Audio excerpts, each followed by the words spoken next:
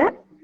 Today, Mechanical Department, Parul Institute of Engineering and Technology Diploma Studies is organizing webinar on role of renewable energy in Indian scenario. The speaker is Priyank Kachia sir. On behalf of Parul University and Mechanical Department, PITDC, TS, I welcome Priyank Kachia sir. Let me take an opportunity to introduce Priyank sir. He is working as a junior research fellow with the Sardar Patel Renewable Energy Research Institute, Vallabh Vidyanagar. Sardar Patel Renewable Energy Research Institute is a non-profit autonomous organization. PARI develops environment-friendly renewable energy technology that are efficient and economically viable for society. And Priyank sir contribute to developing new technology that are economical and efficient to the society. Priyank sir's field of research is nanoscience and nanotechnology, polymer synthesis and polymer nanoforming, material science and 3D ML. Priyank sir has published and presented many research articles in national and international. He has also published the book chapter on biodegradable polyether ester urethane from natural resources. In book name, he trends in green chemistry and technology. Welcome Priyank Kachia sir. Now session is over to Priyank sir. Okay. Good morning, everyone. I am Priyank Kachia from as a research scientist from Sardar Patel Renewable Energy Research Institute. I am start first with our institute, Sardar Patel Renewable Energy Institute. SPARI was established in January 1979 by Dr. H.M. Patel and Sri Nanubhai Amin. At the time of the establishment, SPARI, the name was Jyoti Solar Energy Institute. After that, in the 1996, it changed to Sardar Patel Renewable Energy Research Institute. SPARI have a vision to develop environment-friendly renewable energy technologies that are efficient and economically viable for society.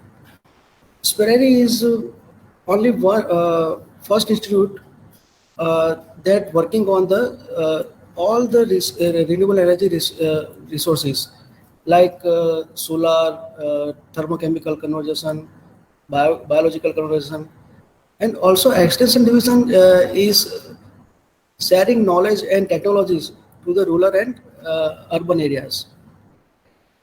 SPARI is a non-profit autonomous organizations and it is a registered organization. SPARI have a highly qualified research team and well-equipped research laboratories and also many sophisticated instruments, in-house fabrication facilities, well-equipped workshop. SPARI also collaborate with universities, industries, and entrepreneurs. Many government and non-government organizations provides fund for research, and also SPARI contribute consulting with many industries to transfer the technologies. SPARI provides testing and training facilities also. This is a list of many funding agencies that provides fund for research. SPARI recognized as a scientific and industrial research organizations by Department of Scientific and Industrial Research. Impaneled with TISS, the National CSR Hub for Thematic Area Renewable Energy R&D, listed as a credible NGO to receive CSR funding. Regional Test Center for Testing Solar Thermal Division since 1985, supported by MNRE, approved by BIS, and accredited by NABL. Many universities recognized as a center for MTech and PhD research. Many students come here for their internship, dissertation, and PhD research work. Now I talk on the role of renewable energy in Indian scenario.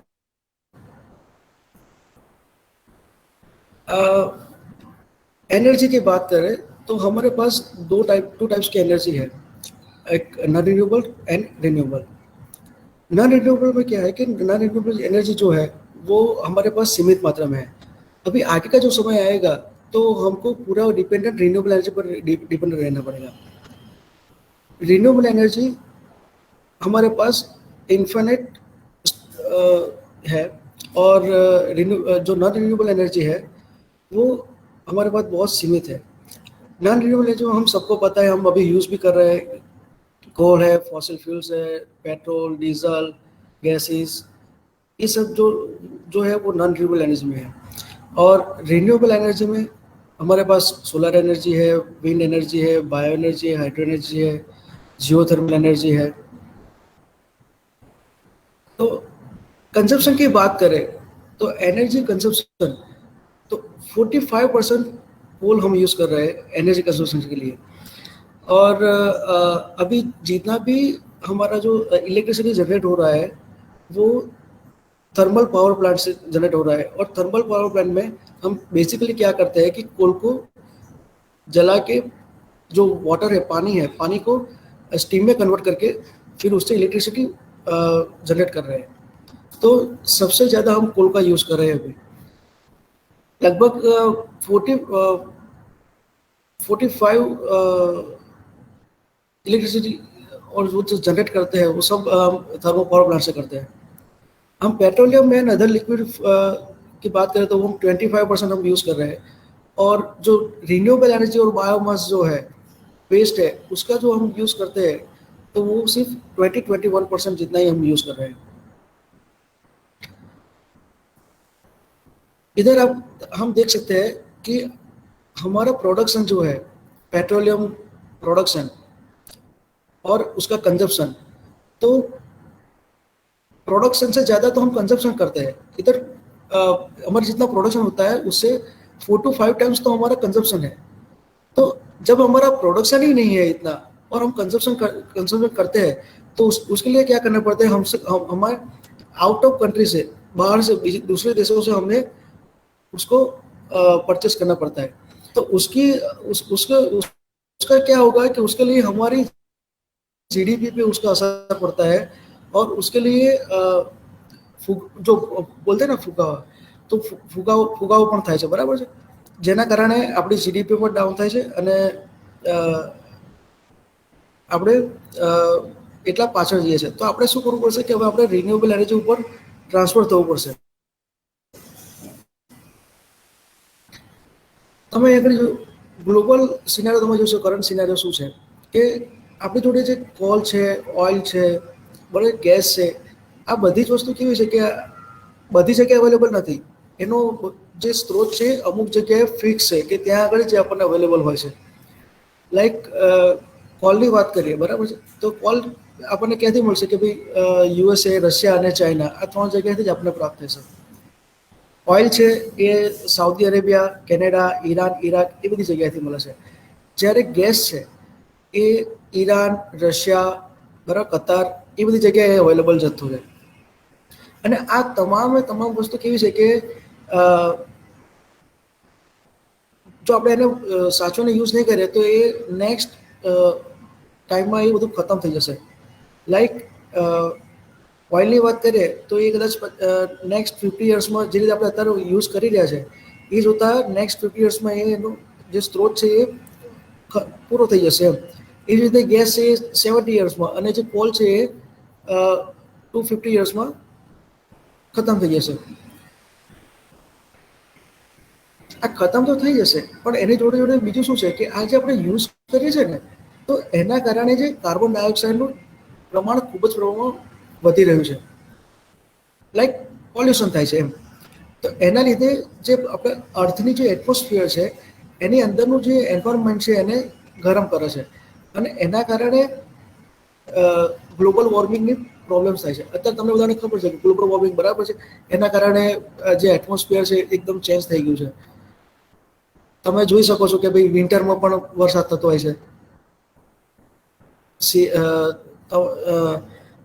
ઋતુનું કોઈ balance જ નથી રહ્યું. જો પહેલા હતું કે ભાઈ ચોમાસું, શિયાળો, ઉનાળો, બરાબર છે, તો અત્યારે એનું કોઈ ઠેકાણું જ નથી રહ્યું એમ. ચોમાસામાં ઉનાળામાં વરસાદ પડી જાય, શિયાળામાં વરસાદ પડી જાય, બરાબર છે. અને એના કારણે ગ્લોબલ વોર્મિંગ ને એન્વાયરમેન્ટલ જે બધી ચેન્જીસ આવે છે, સી લેવલ ઇન્ક્રીઝ થાય છે, બરાબર. એના કારણે બધી પૂર ને એ બધા જેવી હોનારતો થવાની સંભાવના ખૂબ રહેલી છે. તો આ બધુંને દૂર કરવા માટે આપણે રિન્યુએબલ એનર્જીનો યુઝ કરવો પડે. હવે તમે એને જોઈ શકો છો કે આપણે 81% જેટલું ફોસિલ ફ્યુઅલ યુઝ કરીએ છીએ અને રિન્યુએબલ એનર્જી છે એ ખાલી ઓનલી 60 to 21% જેટલું જ આપણે યુઝ કરીએ છીએ. તો આપણે કરવાનું શું છે હવે કે આપણે આ જે 60 to 21% જે આપણે યુઝ કરીએ છીએ ને એની જગ્યાએ આપણે એને 100% યુઝ કરવાનું છે. કેમ આપણે રિન્યુએબલ એનર્જી યુઝ કરવાનું? તમે આગળ જોઈ શકો છો કે આ એક અર્થનું ચિત્ર છે, બરાબર છે. તો આની અંદર જે રાઈટ સાઈડનો પાર્ટ છે એમાં તમને શું દેખાય છે અને લેફ્ટ સાઈડમાં તમને શું દેખાય છે? તમે બધા જ જોઈ શકો છો કે લેફ્ટ સાઈડ જે છે એ એકદમ પોલ્યુટેડ ને એવું છે, બરાબર છે. જ્યારે લેફ્ટ સાઈડમાં જે છે એ એકદમ ગ્રીનરી ટાઈપ છે, એકદમ વિધાઉટ પોલ્યુશન છે. એનું રીઝન શું છે કે જે રાઈટ સાઈડ છે એમાં આપણે નોન રિન્યુએબલ એનર્જી યુઝ કરે છે, એના કારણે પૃથ્વીનું આ દશા થઈ છે. અને જ્યારે આપણે રિન્યુએબલ એનર્જી યુઝ કરીશું તો એ એન્વાયરમેન્ટને ક્લીન રાખે છે. तो वाई रिन्यूएबल एनर्जी? हमको रिन्यूएबल एनर्जी क्यों यूज करना चाहिए? क्योंकि रिन्यूएबल एनर्जी एक ऐसी है जो हमारे नेचुरल जो रिसोर्सेज है उसको कभी खत्म नहीं करता है. वो ग्लोबल वार्मिंग की जो असर है उसको रिड्यूस करता है. कार्बन डाइऑक्साइड का जो बहुत कम जनरेट करता है कार्बन डाइऑक्साइड को. और एनर्जी सिक्योरिटी है, ये ऐसी रिन्यूएबल एनर्जी ऐसा है जो कभी खत्म ही नहीं होने वाला है, हमारे पास अढळक प्रमाण में अवेलेबल है और हम रेगुलर इसको यूज भी करते हैं और वो रीजनरेट भी हो जाता है. बल्कि जो नॉन रिन्यूएबल एनर्जी है उसको बनाने में हमको हजारों वर्ष लगते हैं उसमें. और रिन्यूएबल एनर्जी एनवायरनमेंट को क्लीन भी रखता है. सो अभी हम बात करेंगे रिन्यूएबल एनर्जी सोर्सेस. तो हमारे पास सोलर एनर्जी है, विंड एनर्जी है, हाइड्रो एनर्जी है, बायो एनर्जी है. और ये सभी एनर्जी ऐसी है कि जब खत्म ही नहीं होने वाली. ऐसा होगा ही नहीं कि कभी सूरज निकलेगा ही नहीं. पवन है जो कभी रुकेगा, ऐसा होगा ही नहीं. पानी सबको पता है कि भाई जो अर्थ है वो उसके 3 पार्ट में वाटर है और ओनली 1 पार्ट में लैंड है. और बायो एनर्जी वो भी डिपेंडेंट ऑन सोलर एनर्जी पे है, सौर ऊर्जा पे डिपेंडेंट है. सौर ऊर्जा से वो अपना फोटोसिंथेसिस से बायो एनर्जी हमको प्राप्त हो रही है. फर्स्ट हम बात करेंगे सोलर एनर्जी पे. तो सोलर एनर्जी में बेसिकली क्या होता है कि सोलर फोटोवोल्टिक सेल जो होता है तो उसमें बेसिकली वो पीएन जंक्शन डायोड पे वर्क करता है. जो एन टाइप जंक्शन है उसमें नेगेटिव चार्ज जनरेट होता है और पी टाइप से पॉजिटिव चार्ज जनरेट होता है.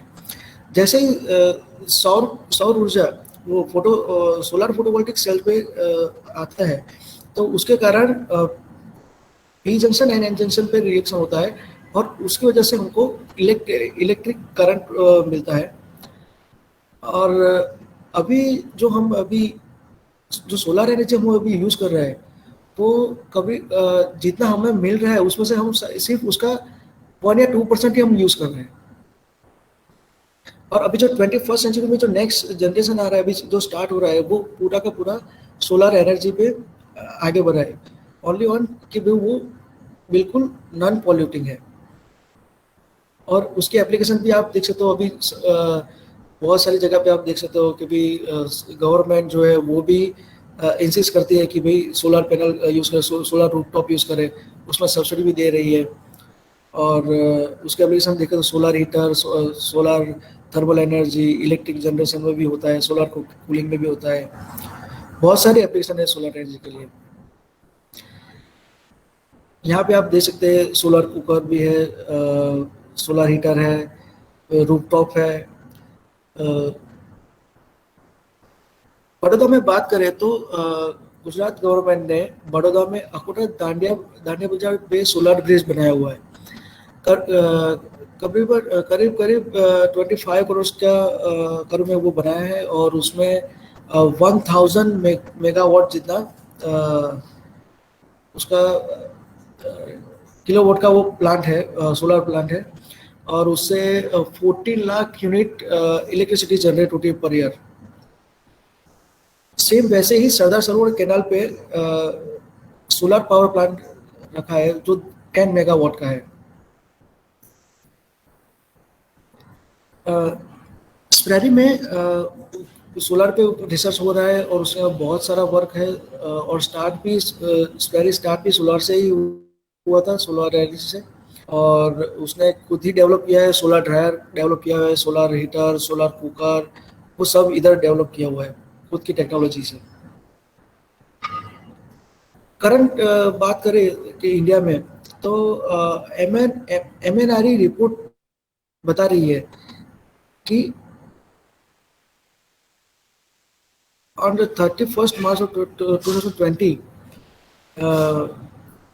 India has installed capacity of 34 gigawatt, and last 5 years, એટલે કે છેલ્લા 5 વર્ષમાં 11 ગણું વધારે ઇન્સ્ટોલેશન થયું છે, કેપેસિટી ઇન્સ્ટોલ થઈ છે ઇન્ડિયામાં।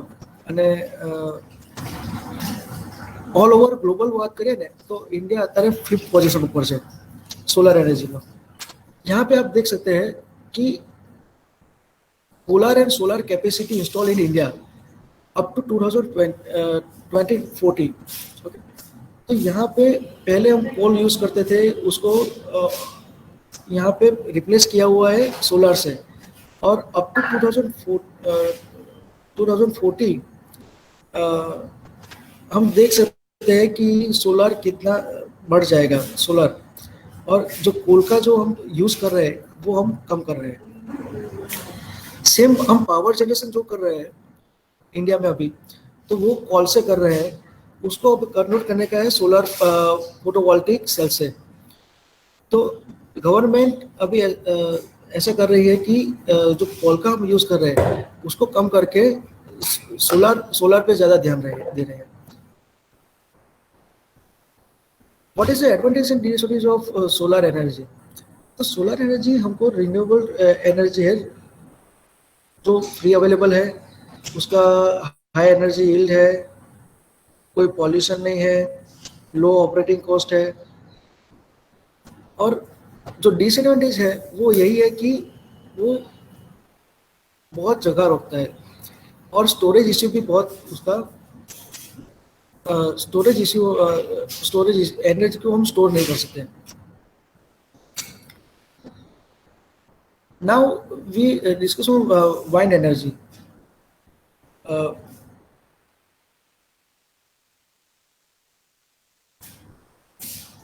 जैसे मैंने पहले बात किया आपको कि जो हम पावर जनरेशन कर रहे हैं तो वो हम कर रहे हैं थर्मल पावर प्लांट से कॉल को यूज करके। पर हम क्या करेंगे, क्या कहते हैं, जो हवा है हवा को हम एनर्जी में कन्वर्ट करते हैं। बेसिकली ये जितनी भी एनर्जी है, वाइंड एनर्जी है, हाइड्रो एनर्जी है, जियोथर्मल एनर्जी है, वो सब का मेन जो प्रिंसिपल है वो एक ही है कि जो मैकेनिकल एनर्जी है उसको कन्वर्ट करना है इलेक्ट्रिकल एनर्जी में। तो यहाँ पे हम क्या करेंगे, जो हवा है हवा से हम जो टरबाइन है, टरबाइन को घुमाते हैं। टरबाइन का जो शाफ्ट है वो क्या है, वो जनरेटर से कनेक्टेड है।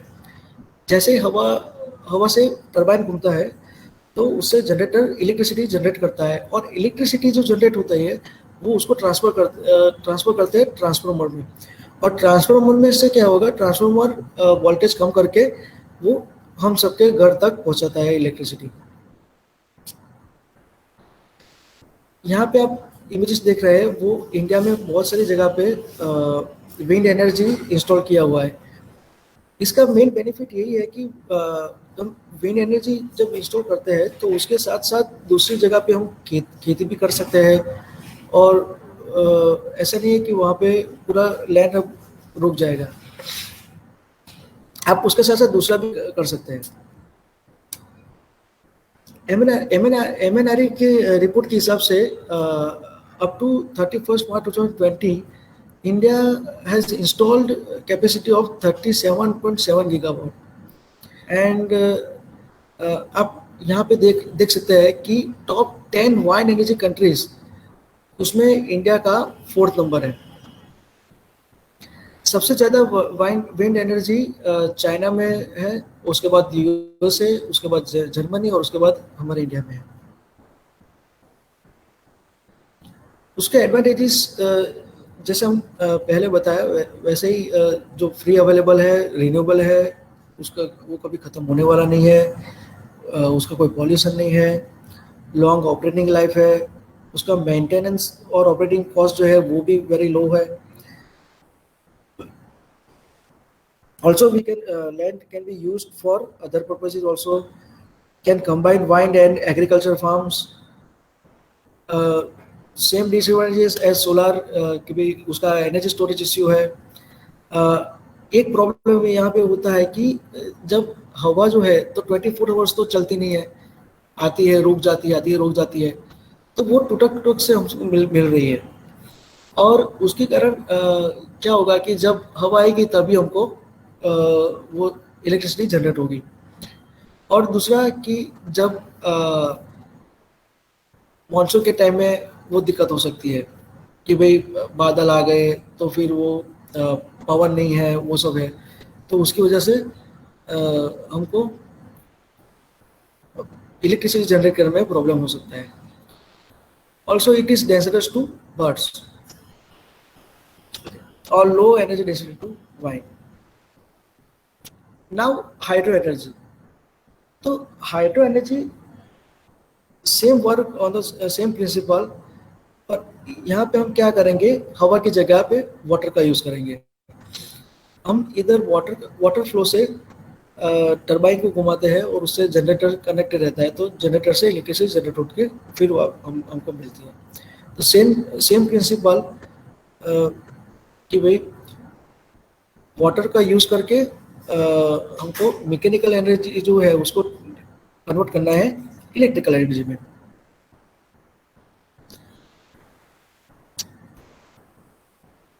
This is the pictures of Tehri hydro power plant. ये सरदार सरोवर डैम गुजरात में है, सिक्किम में है hydro thermal power plant, naphtha में है, और रिसेंटली लास्ट वीक आप लोगों ने देखा हो तो एक हाइड्रो पावर प्लांट था उत्तराखंड में जो अभी रिसेंटली इश्यू हुआ, उसमें भी हमारा जो हाइड्रो पावर प्लांट था उसमें हमको बहुत बड़ा नुकसान हुआ है।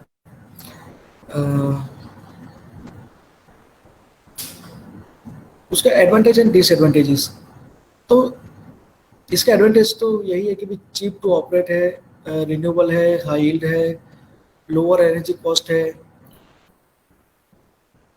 Some countries depends almost entirely on it, कि भी उसी के ऊपर डिपेंडेंट है,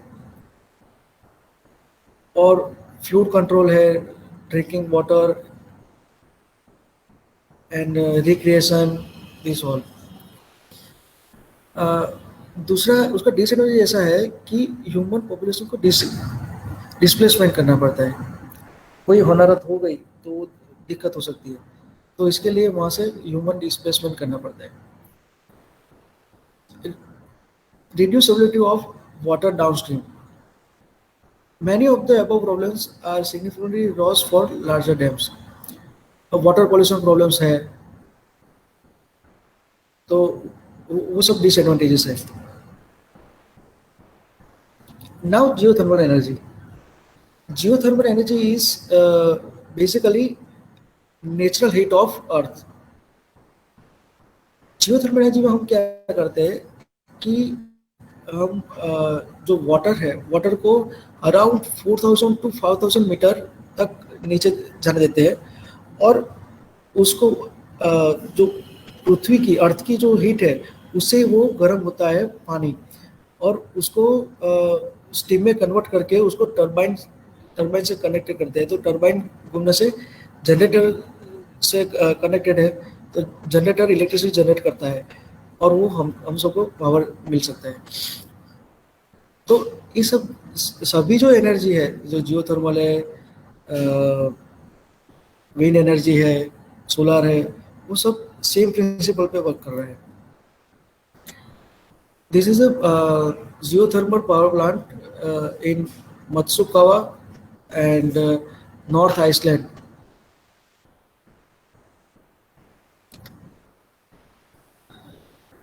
Advantage and disadvantages of geothermal power plant.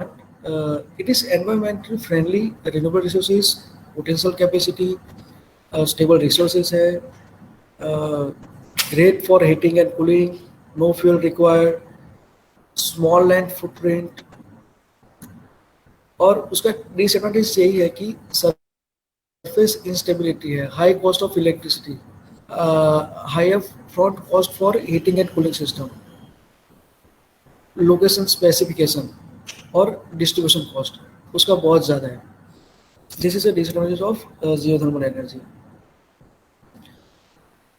Now bio energy.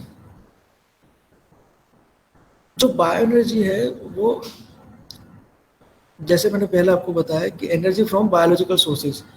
Biological sources क्या करता है, सनलाइट की प्रेजेंस में और कार्बन डाइऑक्साइड, वाटर, वो उससे शुगर बनता है और शुगर से हम उसका फर्मेंटेशन और ट्रांसस्टिफिकेशन करके हम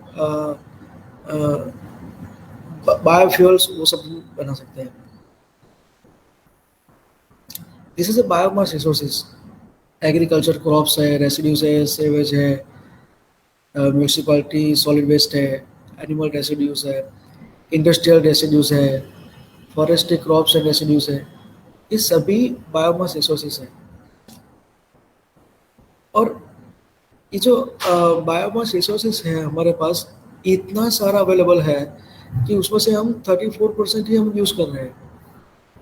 और उत्तर प्रदेश जो है वो सबसे 28 स्टेट्स में से सबसे हाईएस्ट क्रॉप रेसिड्यू जनरेट करता है उत्तर प्रदेश। हमारा सबसे ज़्यादा जो बायोमास रेसिड्यू है वो हमको राइस स्ट्रो और शुगर कैन से मिलता है। The advantage of bio energy is versatile, renewable है और कार्बन डाइऑक्साइड का एमिशन भी बहुत कम करता है। Also as compare to fossil fuel, sulphur dioxide and nitric oxide का इमिशन भी लेस है। तो बायोमास से हम एनर्जी कैसे जनरेट कर सकते हैं, तो उसके लिए 3 टेक्नोलॉजीज है, थर्मोकेमिकल कन्वर्जेशन, बायोलॉजिकल कन्वर्जेशन और फिजिकल कन्वर्जेशन। थर्मोकेमिकल कन्वर्जेशन में अगेन थ्री पार्ट्स है, combustion, pyrolysis and gasification. And biological में फर्मेंटेशन एंड एनोर्बिक डाइजेशन। और फिजिकल कन्वर्जन में स्क्वीजिंग और केमिकल कन्वर्जेशन। तो बायोमास जो है, बायोमास का जैसे हम कन्वर्जेशन करते हैं तो उससे हमको heat, biofuels, gas, solid biofuels, biogas, burning oil like biodiesel, bio ethanol, वो सब हमको मिलता है। In the thermochemical conversation biomass को हम बर्न करते हैं और उससे हमको हीट, ऑयल, गैस, चार वो सब मिलता है। बायोकेमिकल कन्वर्जेशन में हम क्या करते हैं कि बायोमास को बैक्टीरिया, फंगी, अलगी और ईस्ट वो सबसे फर्मेंटेट करके मीन्स कन्वर्ट करते हैं और कन्वर्ट करके हम बायोफ्यूल हमको मिलता है। सेम फिजिको केमिकल कन्वर्जेशन में हम केमिकल रिएक्शन करके, केमिकल प्रोसेसिंग करके हमको हीट एंड ऑयल मिलता है। इन बायो कंबस्शन हम क्या करते हैं कि जो बायोमास है, बायोमास को जलाते हैं, जला के फिर उसको जो गैस जनरेट होता है उससे स्टीम, तो स्टीम से अगेन टर्बाइन से कनेक्ट करते हैं और उससे हम इलेक्ट्रिसिटी करते हैं. Biofuels. Biofuels is a fuel which is produced from organic products and waste. The commonly commercially used biofuels are bioethanol, biodiesel, and biomethane, यानी कि biogas. Bioethanol is made from sugar, algae, wheat, and sugar beet, and biodiesel is made from vegetable oil, algal lipids, animal fats, and all. Biogas can be produced from waste organic materials, sewage, agricultural waste, and domestic wastes. This is a types of biofuels: bioethanol, biodiesel, biogas, bioethanol. This is a biofuel types. Bioethanol. Bioethanol में क्या होता है कि हमारे पास sugar cane है, sugar beet है, corn है, उस सबको फर्मेंटेट फर्मेंटेशन करते हैं, और फर्मेंटेशन से क्या होगा कि हमको कलरलेस एंड क्लियर लिक्विड जो मिलता है वो बायोइथेनॉल है. वर्ल्ड वाइड प्रोडक्शन की बात करें बायोइथेनॉल की, तो यूनाइटेड स्टेट सबसे ज़्यादा प्रोडक्शन करता है, उसके बाद ब्राज़ील है, यूरोपियन यूनियन है, और इंडिया में भी बायो इथेनॉल का प्रोडक्शन हो रहा है. इसका एडवांटेजेस क्या है कि ethanol is renewable resources, ethanol burns more cleanly in air than petroleum. The use of ethanol reduce carbon dioxide emissions. The disadvantage of the bioethanol is very expensive, and also current engines would require modification. हमको हमारा जो automotive जो parts है, engines है, उसको हमको थोड़ा उसमें मॉडिफिकेशन करना पड़ेगा. Biodiesel is also an alternative diesel fuels, is made from renewable biological sources such as vegetable oils and animal fats. The biodiesel can be prepared by transesterifications. The advantages of biodiesel is it can be used as a pure biodiesel. Biodiesel is shorter ignition delay as compared to standard diesel. Biodiesel has a no sulfur content, and so it doesn't contribute to acid rain formation. Biodiesel has a good lubricant properties than standard diesel. The disadvantages of biodiesel is significantly more expensive compared to standard diesel. Biodiesel can release nitrogen dioxide, which can lead to the formation of smoke. Pure biodiesel has significant problems at low temperature. Fluid shortage can be occurred.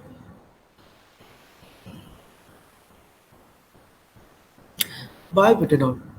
The term biobutanol refers to the butanol made from renewable resources such as grain or cornstalk by fermentation process. Butanol is more similar to gasoline than to ethanol. There is various applications of biobutanol as an additive to gasoline and brake fuels, solvents for paints, coating, varnishes, plasticizers used as a plasticizers, as a coatings, chemical intermediate, and also in the cosmetic. Now biogas. तो biogas जो है वो उसमें क्या होता है कि हमारे किचन वेस्ट है, ह्यूमन वेस्ट है, म्यूनिसिपल वेस्ट है, एग्रीकल्चर वेस्ट है, एनिमल वेस्ट है, उस सबको बायोगैस डिजेस्टर में विथ वाटर हम ऐड करते हैं और सम ऑर्गेनिक सॉल्वेंट्स. सो उससे क्या होगा, उसमें बहुत सारे मात्रा में हमको मीथेन मिलता है, और वो जो मीथेन मिलता है वो मीथेन हम यूज़ कर सकते हैं as a cooking, as a hot water, for electricity हम उसको यूज़ कर सकते हैं। और उसके बाद जो उसका जो स्लज जो बचता है मैन्योर, तो उसको हम एज अ फर्टिलाइजर हम गार्डन और किचन में पर यूज़ कर सकते हैं। This is schematic of biogas plant. जैसे हमने बोला जो किचन वेस्ट है वो सब है, वो वाटर्स का इसको फीड फीड करते हैं इस डाइजेस्टर में, और वहाँ से हमको मिलता है मीथेन गैस और कार्बन डाइऑक्साइड। एंड यहाँ पे जो कार्बन डाइऑक्साइड आता है उसको फिल्टर करके फिर हम सिर्फ मीथेन को यूज़ करते हैं। और जो जो हमको स्लरी जो मिलती है तो वो एज अ फर्टिलाइजर भी हम यूज़ करते हैं। This is a scale of biogas plant: household biogas plant, small scale biogas plant, medium scale biogas plant, and large scale biogas plants. Here we show the pictures of small scale biogas plants in Padli village. जो है, the benefits of used biogas is कि जो biogas है ना वो pollution नहीं करता है। यहाँ पे आप देखो बर्न इतना अच्छी तरीके से हो रहा है, स्मोक भी नहीं हो रहा है। जब आप लकड़ा जलाते हो तो वो पॉल्यूशन धुआं धुआं करता है, और उसमें पॉल्यूशन भी बहुत ज़्यादा होता है। इतना ज़्यादा कि जो स्मोक का जो धुआं है उससे उससे ज़्यादा पॉल्यूशन लकड़ा जलाने से होता है, क्योंकि वो रिफाइंड नहीं होता है लकड़ा। This is a biogas plant installed by SPRERI at various places. जैसे कि ये fruit and vegetable based biogas plant है, ये kitchen and food waste biogas plant install किया हुआ है। ये dairy waste come from milk processing industry है, वहाँ पे बायोगैस प्लांट इंस्टॉल किया हुआ है। Vegetable market waste biogas plant भी इंस्टॉल किया हुआ है। और स्प्रेरी बहुत सारी जगह पे ऐसे बायोगैस प्लांट इंस्टॉल कर रही है अभी भी। बायोगैस प्लांट का kitchen waste biogas plant Karamsad medical hospital जो है वहाँ पे इंस्टॉल कर रहा है, किया हुआ है। This is a industrial biogas plant, very high energy source of energy. 0.52 liter of diesel, 0.62 liter of kerosene oil, 3.4 kg of food, 12.30 kg of cow dung cake, 4.43 kg of LPG, and 1.46 kg of coal, and 4.70 kilowatt of electricity. These are replaced from this biogas plant. Advantages of biogas plant. Uh, Biogas plants reduce air and water pollutions. Also, more environmentally friendly fertilizers, reduce greenhouse gas emissions, energy security, waste management in agriculture and food industries. Advantages of biofuels. The energy content of biodiesel is about 90% that of petroleum diesels. The energy content of bioethanol is about 50% that of gasoline, and the energy content of biobutanol is about 80% that of gasoline. Biodiesel, biodiesel is sulfur-free. Biofuels burns clearly than fossil fuels, resulting in fewer emission of greenhouse gases, particulates, and substances that cause acid rains. Biodiesels have fewer polycyclic aromatic hydrocarbons, which have been linked to cancer. Generation of biofuels. uh, there, यहाँ पे आप देख सकते हैं कि 4 types of generation है। First generation, second generation, third generation and fourth generation. In the first generation biofuels,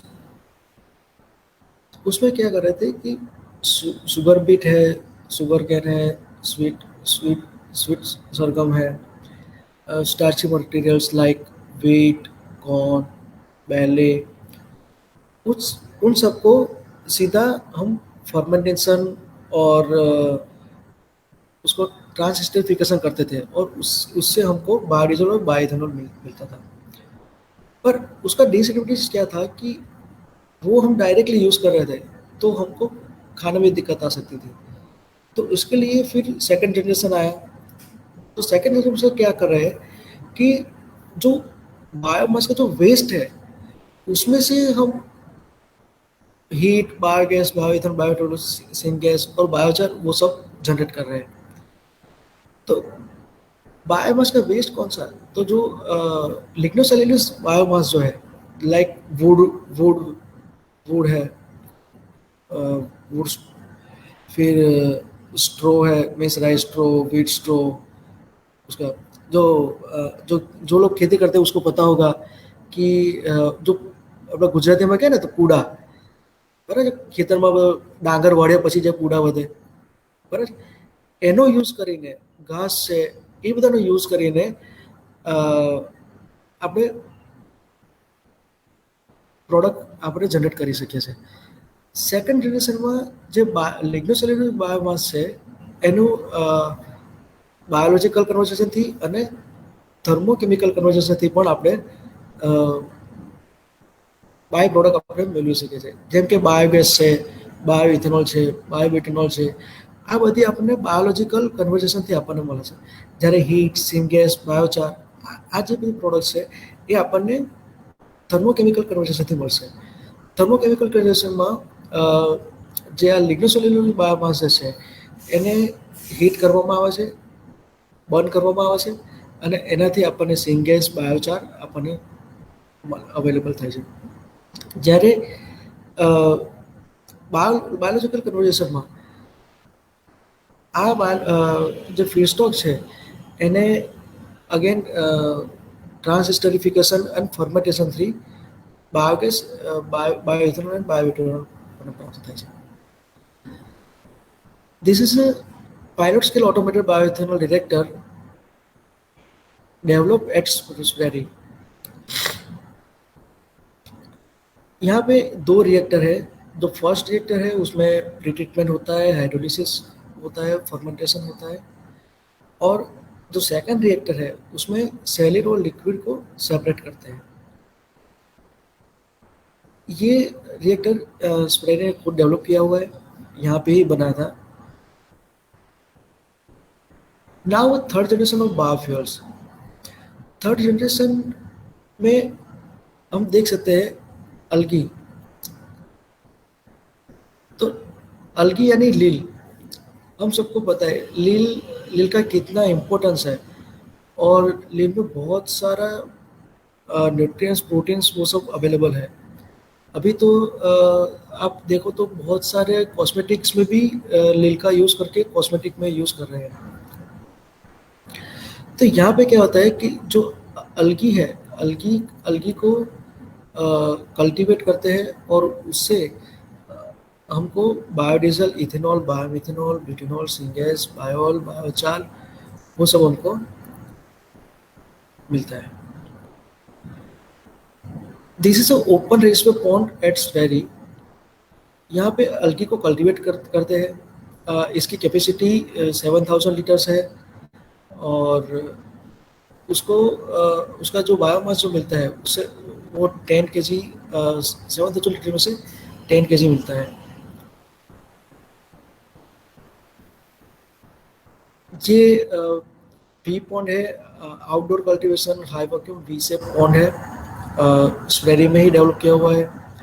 और उसका कैपेसिटी 3240 लीटर की है. और उसमें से हमको 6.5 kg बायोमास मिलता है, मीन्स अल्गी मिलती है. और SPRERI work with Amul dairy waste water. Amul dairy waste water हमको वेस्ट वाटर प्रोवाइड करती है और उसको हम ऐसे पहले स्टोर करते हैं. वहाँ से जो बड़े बड़े पार्टिकल्स है वो सेटल डाउन हो जाते हैं और जो फिर वेस्ट वाटर है वो उसको हम ओपन ट्यूब कल्टीवेशन में कन्वर्ट करते हैं. वहाँ पे अल्गी ग्रोथ कैसे होती है फर्स्ट तो मैं आपको ये बताना चाहता हूँ. तो अल्गी को ग्रोथ होने में 3 चीज़ बहुत इम्पोर्टेंट है कि एक तो न्यूट्रिशन, एयर एंड सनलाइट. ये 3 चीज इंपॉर्टेंट है। 3 चीज मिलेगी तो अलगी ग्रोथ होगी। तो हम क्या करते हैं कि ये open open open tube cultivation pond है, उसमें वेस्ट वाटर को रखते हैं, और वेस्ट वाटर मिल्क का जो वेस्ट वाटर है उसमें अलगी को ग्रोथ करने के लिए जो न्यूट्रिशन है वो सब उसमें अवेलेबल रहते हैं, तो हमसे अलग से कोई न्यूट्रिशन डालना पड़ता नहीं है। तो वो जो वेस्ट वाटर है, वेस्ट वाटर को ओपन पॉन्ड में रख देते हैं, तो उसको एयर भी मिल जाती है और सनलाइट भी मिल जाता है। तो सनलाइट और एयर और न्यूट्रिशन से फिर आफ्टर 7 डेज अलगी ग्रोथ हो जाती है।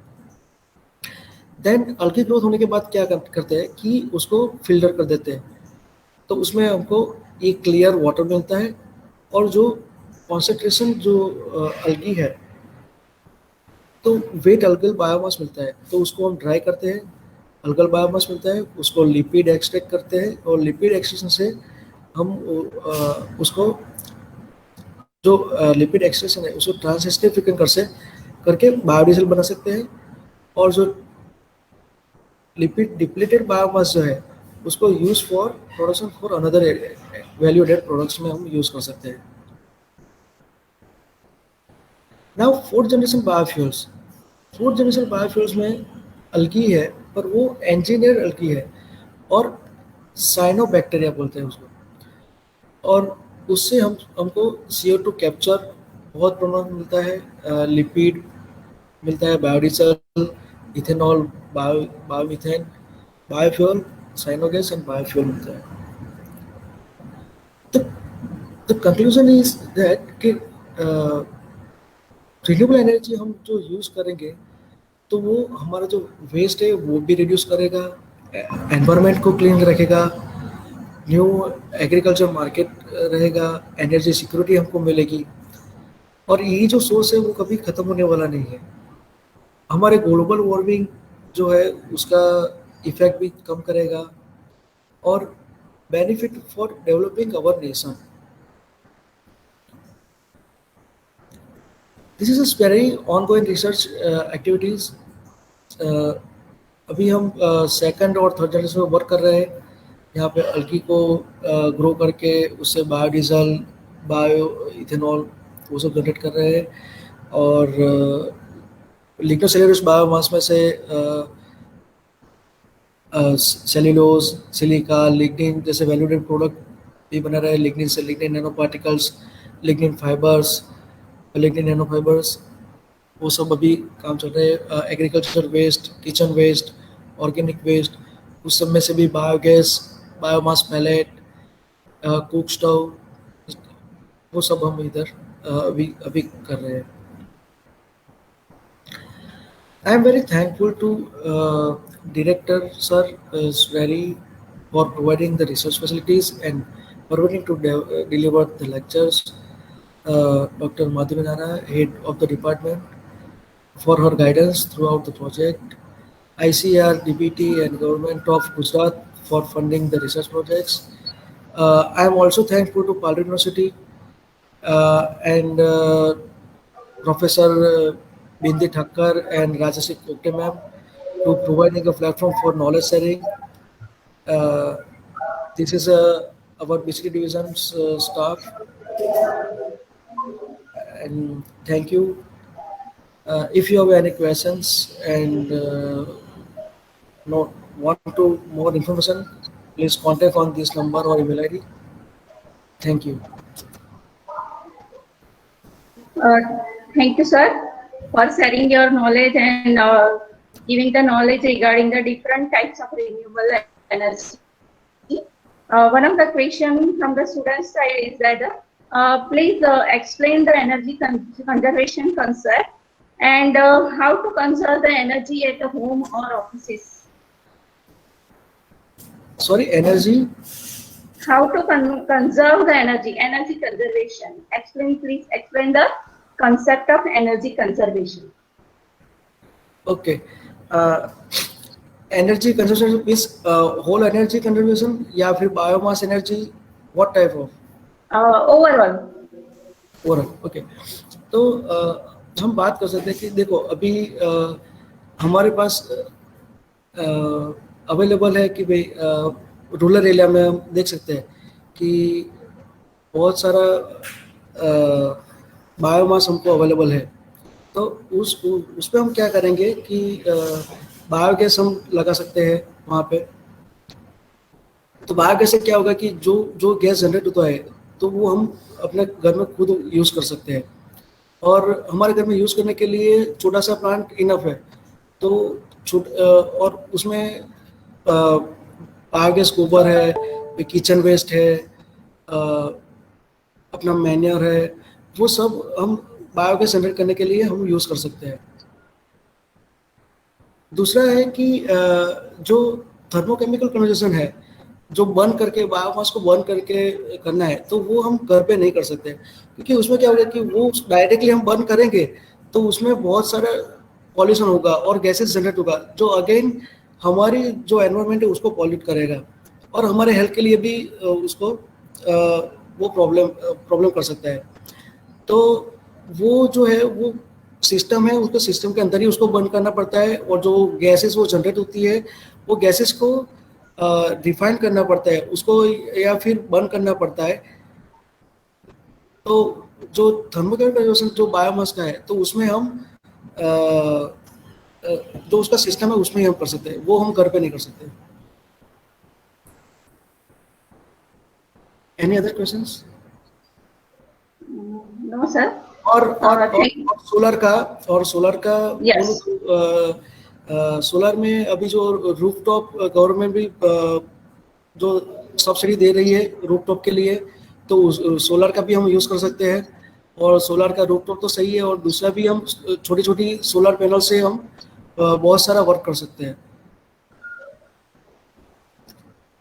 Okay. Okay, thank you, sir. On behalf of Parul University, I am thankful to you for sharing your valuable time and knowledge. I am also grateful to Principal Professor Ruchi Srivastava ma'am and Head of the Department, Professor Bindi Thakkar, to give opportunity to organize the webinar. I am also thankful to have actively participate all the students who are participating in this webinar. Thank you all. Bindi ma'am. Yes, ma'am.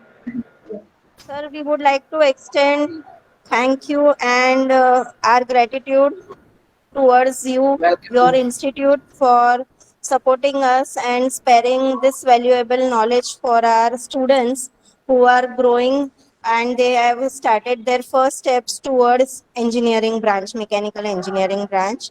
So we are thankful to you, and in such a pandemic you are ready to support us with such a online platform. So once again, thank you very much, and we would like to extend our cooperation with you in near future with offline mode also. Thank you, sir. Thank you.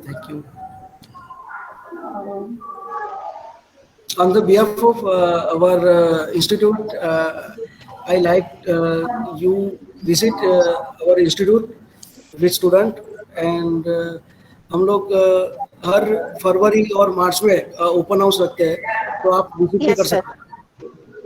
Sir हम every year आते ही है, पूरा एक बस लेके आते हैं payroll से, बट इस बार का we have no idea that it on or not. ये प्रोग्राम अवेलेबल है ये साल फरवरी मार्च में? मे बी हम मार्च में प्लानिंग कर रहे हैं, मार्च में उसको करेंगे। ओके सर, तो विल बी इन कांटेक्ट, तो आप हमें मेल भी कर सकते हो, तो विल अरेंज अकॉर्डिंगली। ओके। हम ये चांस मिस करना नहीं चाहते, we will definitely come with our students. Okay. Thank you sir, thank you very much. Thank you, sir. Thank you very much, sir.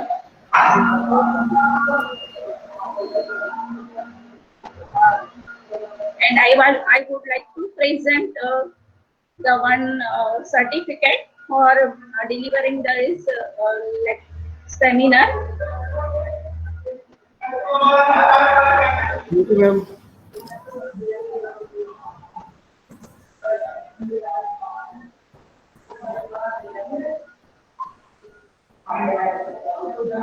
This is the certificate that is presented to Priyank Khatia sir as a appreciation. Thank you, ma'am.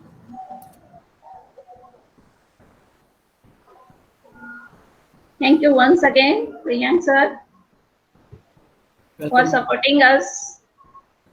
Also, thank you for you to provide this type of opportunity to me. Thank you. Thank you very much. Thank you, sir.